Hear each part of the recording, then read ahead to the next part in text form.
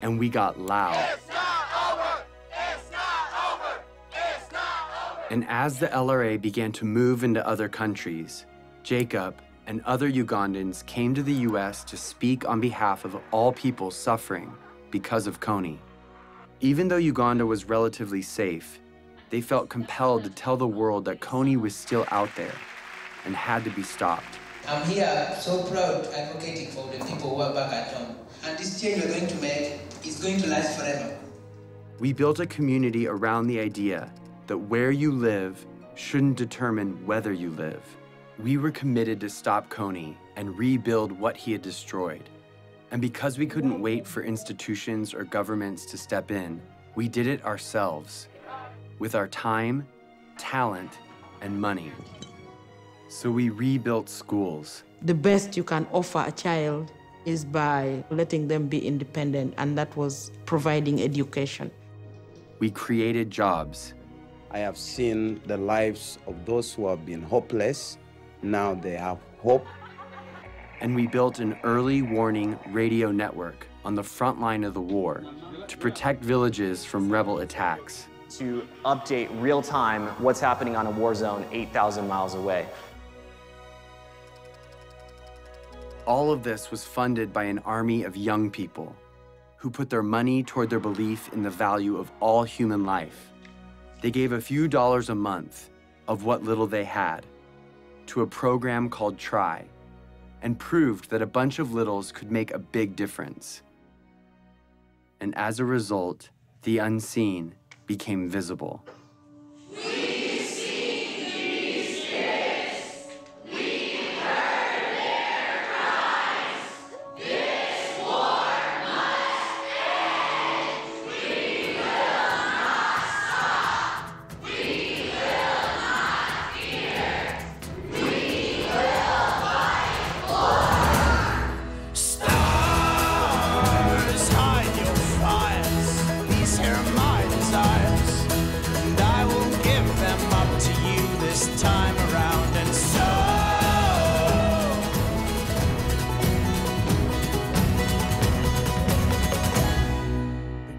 I've talked to people from Mexico, from Canada, from every other state that I can think of. We're all doing this for the exact same reason, and we're all coming from completely different places. This is what the world should be like.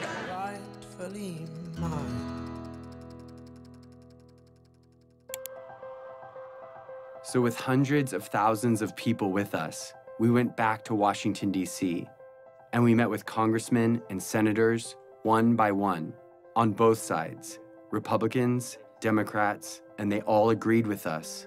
Joseph Kony's crimes had to be stopped. Of all the problems that are out there, none is more severe than one that mutilates and takes the lives of little kids. These young members of the Invisible Children organization know that no child should live in fear of being abducted or killed. So they were determined to become their voice. They realized that these African children and families were invisible to Washington policymakers, so they decided to make them visible. And what I was told would never happen suddenly became possible. In furtherance of the Congress's stated policy, I have authorized a small number of U.S. forces to deploy to Central Africa to provide assistance to regional forces that are working toward the removal of Joseph Kony from the battlefield. Sincerely, Barack Obama.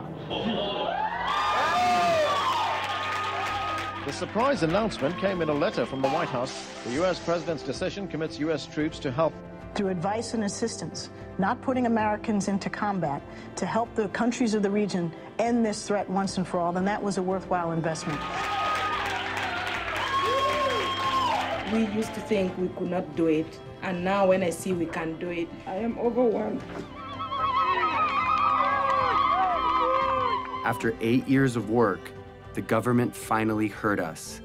And in October of 2011, 100 American advisors were sent into Central Africa to assist the Ugandan army in arresting Kony and stopping the LRA. It was the first time in history that the United States took that kind of action because the people demanded it. Not for self-defense, but because it was right.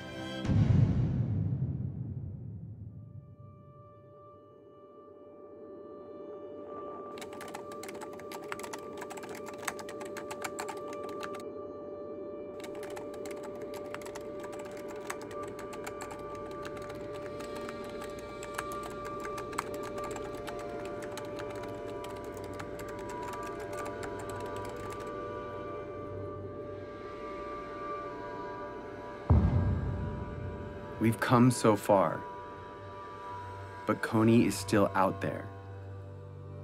He's recently changed his tactics, making it even more difficult to capture him. And international support could be removed at any time. If we take the pressure off, if we're not successful, he is going to be growing his numbers. People forget, and you got to remind them, and it takes numbers to remind them. And if interest wanes, then it'll go away. And I'd end up standing out there alone trying to do something to support completing the mission. It's got to be 2012. It's not bad for the youth, it's bad for the world if we fail. It's not important just for Ugandan people, it's important for everyone. It's hard to look back on some parts of human history, because when we heard about injustice, we cared, but we didn't know what to do. Too often, we did nothing. But if we're going to change that, we have to start somewhere. So we're starting here with Joseph Kony, because now we know what to do. Here it is. Ready? In order for Kony to be arrested this year, the Ugandan military has to find him. In order to find him, they need the technology and training to track him in the vast jungle. That's where the American advisors come in. But in order for the American advisors to be there, the US government has to deploy them. They've done that, but if the government doesn't believe the people care about arresting Kony, the mission will be canceled. In order for the people to care, they have to know, and they will only know if Kony's name is everywhere.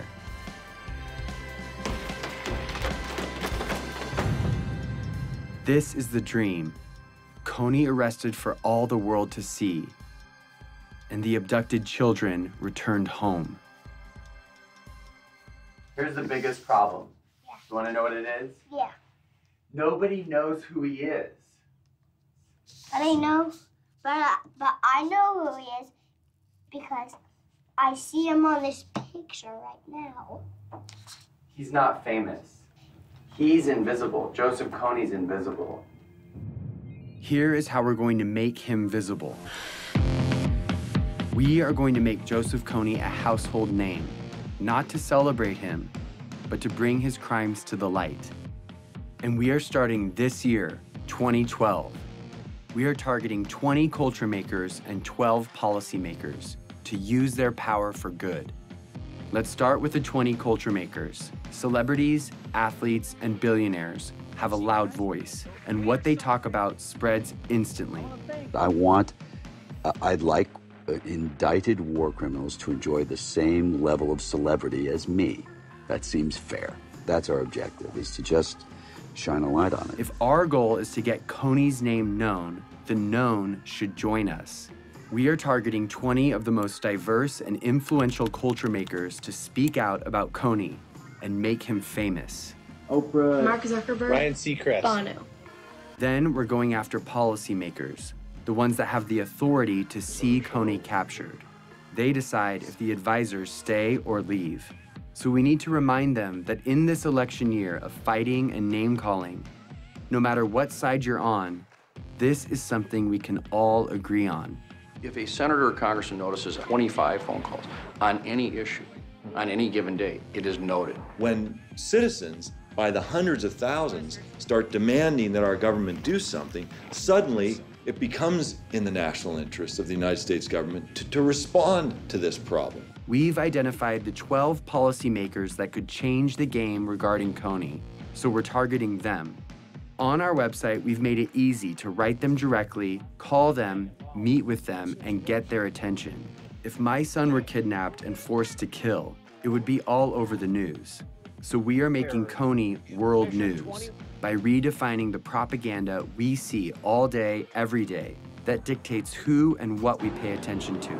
A lot of people feel powerless to communicate their ideas. They think that, okay, you know, I'm not a corporation, I don't own my own magazine or news station, I just don't have any say. But seeing what I've done, I think it's empowered a lot of people to realize that one individual can make an impact. And I actually want to demystify and say, here are these really simple tools. Go out and rock it.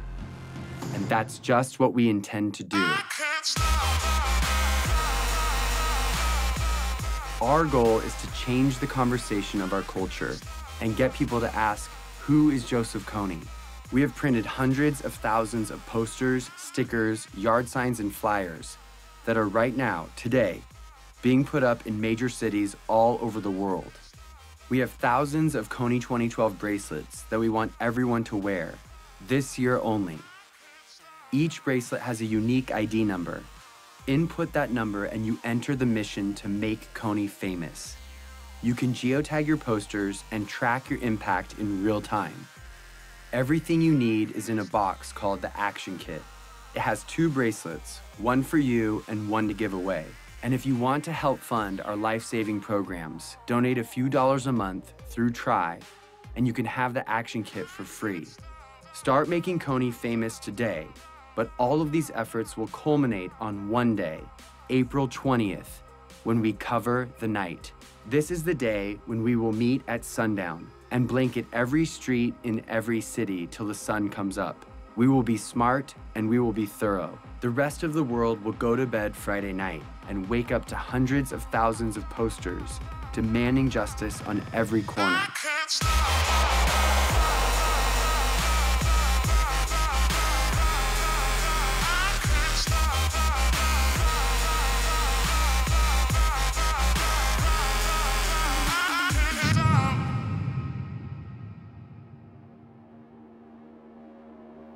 It's always been that the decisions made by the few, with the money and the power, dictated the priorities of their government and the stories in the media. They determine the lives and the opportunities of their citizens. But now there is something bigger than that. The people of the world see each other and can protect each other. It's turning the system upside down, and it changes everything. We are living in a new world, Facebook world, in which 750 million people share ideas, not thinking in borders. It's a global community bigger than US. Joseph Kony was committing crimes for 20 years, and no one cared. We care.